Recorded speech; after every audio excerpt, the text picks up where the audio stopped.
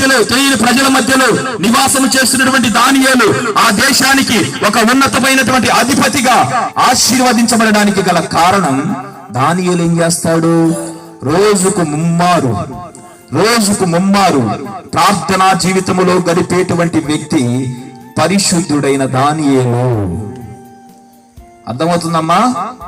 మన జీవితాలు, మన కుటుంబాలు బాగుపడాలంటే వ్యర్థమైనటువంటి వ్యవహారాలను కట్టిపెట్టాలి, వ్యర్థమైన సహవాసాలు కట్టిపెట్టాలి, వ్యర్థమైన విషయాలకు మీరు దూరముగా ఉండాలి, వ్యర్థమైన వాటి జోలికి మీరు వెళ్లకుండా, వ్యర్థమైనటువంటి సమయాన్ని మీరు వ్యర్థపరుచుకోకుండా, మీకు సమయం ఉన్నప్పుడల్లా ప్రార్థనలో మీరు పోరాడాలి, దేవునితో మీరు పెనుగులాడాలి.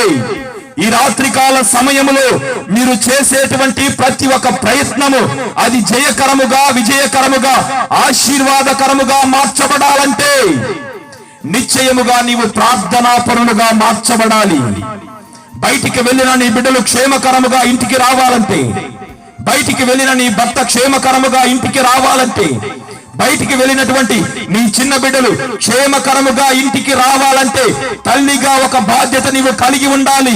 వారి కొరకు ఎల్లప్పుడూ చేతులెత్తి ప్రభు సన్నిధిలో నీవు ప్రార్థన చేసినప్పుడే నీ కుటుంబానికి, నీ బిడ్డలకు, నీ బంధువులకు, నీ రక్త సంబంధికులకు నిశ్చయముగా ఆయన తోడుగా ఉండి వారికి క్షేమాన్ని కలుగు చేస్తూ ఉంటాడు.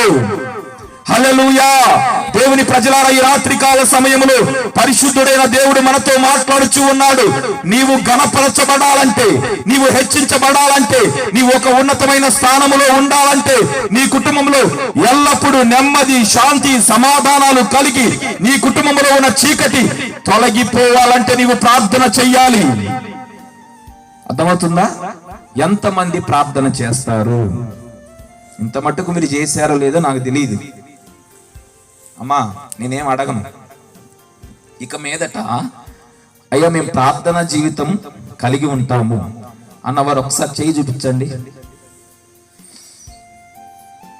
ఏంది మీకు ఇష్టం లేదా హెచ్చించబడటం? అమ్మా, నేనేం 1 లక్ష రూపాయలు డబ్బులు అడగట్లా మిమ్మల్ని.